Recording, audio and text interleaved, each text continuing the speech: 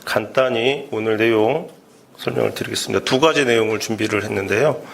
오전에 국민의힘 선대위 장동혁 상황실장이 김 후보와 리박스쿨이 전혀 관련이 없다라고 한 부분에 대한 반박 내용을 포함하는 논평이 하나가 준비가 돼 있고, 리박스쿨에서 어린이 역사 합창단을 조직을 해서 극우 집회에 참석을 시켰던 내용, 그리고 리박스쿨에서 실제 어린이들을 상대로 역사 교육이 어떻게 이루어지고 있는지 실제 교육 현장과 관련된 영상을 준비를 했습니다.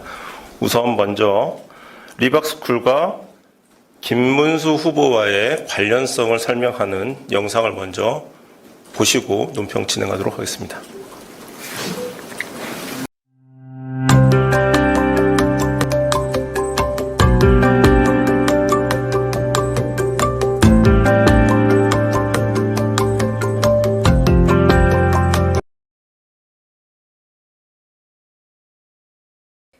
김문수 선거대책위원장은 난립한 후보들로 보수파의 승리가 기독자유통일당 측은 세 후보의 사퇴에 대해서 해당 후보에게 무엇을 요구하거나 제시한 적이 없다면서 보수우파의 승리와 자유민주주의 수호를 위해 계속해서 노력할 것이라고 밝혔습니다.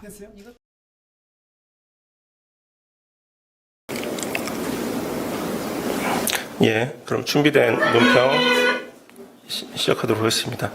김문수 후보가 직접 해명하십시오. 리박스쿨에 대한 김문수 후보의 침묵이 계속되고 있습니다.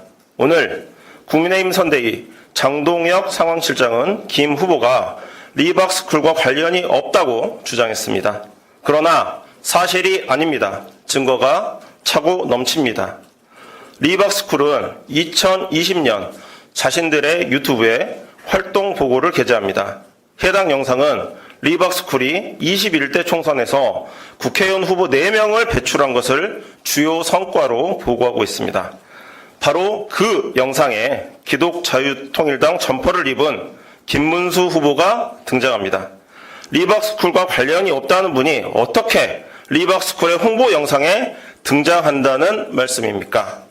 해당 영상을 추적해보면 김 후보와 정광훈 목사가 함께 만들었던 기독자유통일당의 기자회견 영상입니다.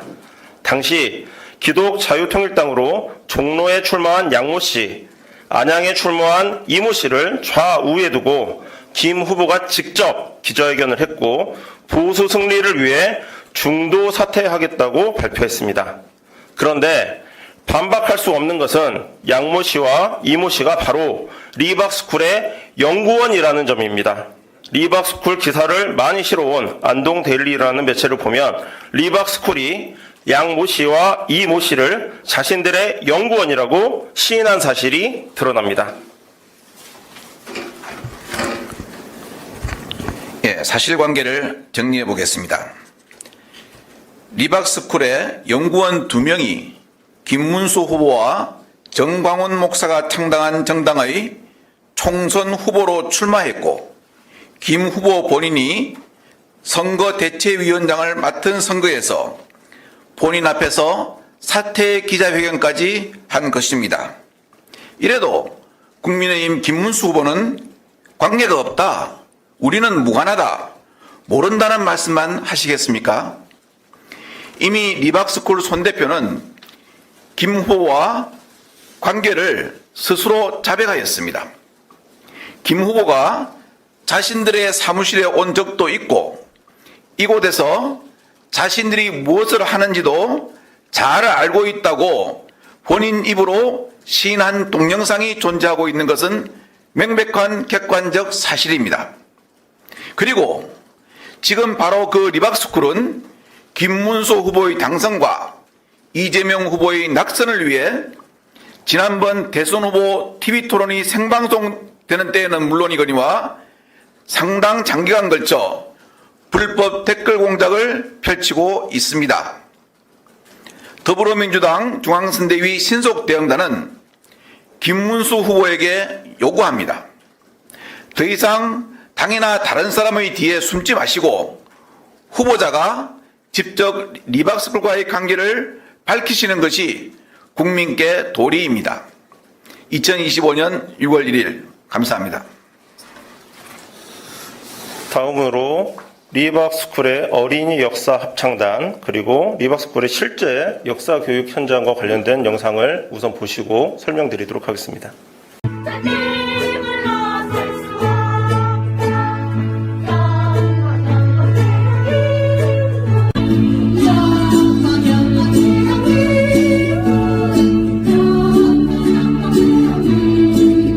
이 역사 교육을 너무 잘 받으신 것 같은데 어디서 배우셨어요? 저는 리박스쿨을 통해서 리박스쿨의 강의를 듣고 바른 역사를 알게 되었습니다. 왜 함께하고 있는 거예요? 저희가 일어나서 나라를 지키지 않으면 나라가 빼앗길 것입니다. 커서 어떤 직업을 통해서 나라를 위해서 일하시겠습니까? 저는 바른 역사를 배우고 바른 역사를 가르치는 사람이 되고 싶습니다. 자녀들이 있으면 리박스쿨에 꼭 보내서 교육해 주시면 감사하겠고요. 우리 그다음에 여러분에게 말씀드리고 싶은 것이 있습니다. 이것은 리박스쿨의 도움입니다. 그 중에서 첫째는 학교에서 배우는 역사가 진실이 아니라는 것을 깨닫고 이승만과 박정희 대통령을 배운다는 점입니다. 8월 15일하면 현대 대한민국 교육과정 안에서는 1945년에 이제 강복절만 강조를 하는데요. 여러분이 꼭 같이 기억했으면 좋겠는 게 이 8월 15일이라는 기쁜 날이 대한민국의 생일이기도 하다라는 거를 기억해 줬으면 좋겠고요. 우리나라가 태어난 날 건국절은 언제일까요? 네, 맞아요. 1948년 8월 15일.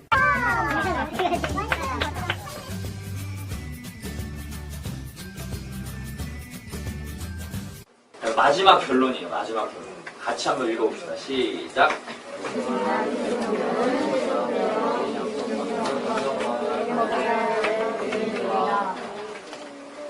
여러분 동의가 되세요? 네.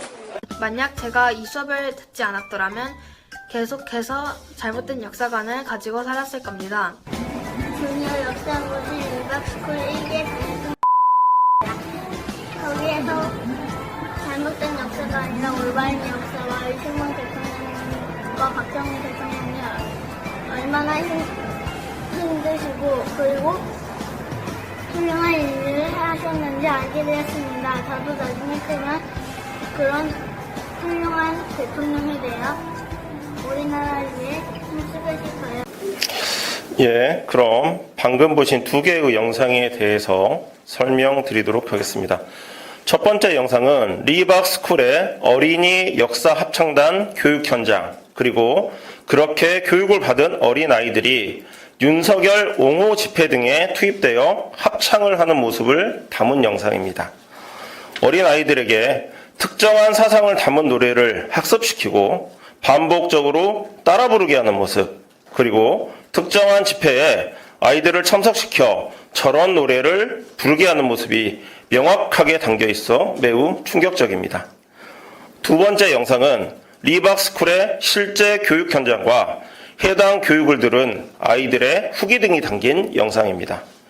학교에서 배우는 역사가 진실이 아니라고 단언하는 아이들의 모습, 이승만 대통령이 세종대왕, 이순신 장군만큼 존경을 받아야 할 위인이라고 가르치는 강사, 아이들을 세뇌하고 편향된 역사관을 주입하는 현장의 모습이 보시는 바와 같이 생생합니다. 그리고 분노하게 됩니다. 이렇게 조직적으로 움직이는 단체와 강사들이 늘본 프로그램 교육 등을 통해 전국 초등학교에 침투해 있을 것입니다. 반드시 진상을 밝히고 그 잔뿌리까지 추적해야 할 것입니다.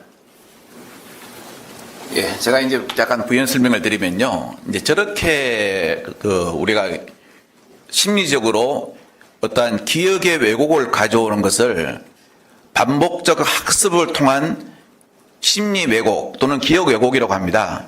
아마 여러분 예전에 혹시 이런 말씀 들어보셨을 겁니다. 예전에 군사정권 시절에 소위 말하는 분실이라는 데를 불려가게 되면은 다른 공범이 쓴 진술서를 보여줍니다. 그러면서 그걸 몇 번을 보여주고 읽게 만들죠.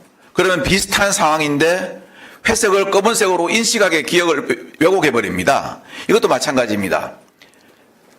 똑같은 학습이 반복되면은 판단과 기억이 왜곡되는 것입니다. 그리고 처음에 진술서를 쓰게 만들죠. 불러주는 대로. 그 진술서를 갖다가 수사관은 몇 번을 읽게 만듭니다.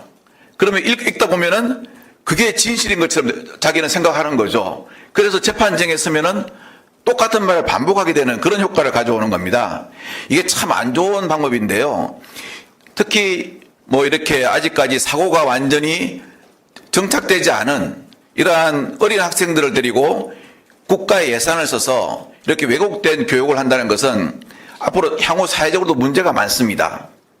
왜냐하면은 역사는 항상 객관적인 사실을 알려주고 그 사실에 대한 가치 판단에 대해서는 가능한 하지 않고 그거를 학습하는 사람에게 맡기는 것이 올바른 역사 교육이거든요. 그래서 이런 교육 자체가 상당히 좀 왜곡된 교육일 수가 있어가지고 저희들이 동영상을 일부 공개한 것입니다.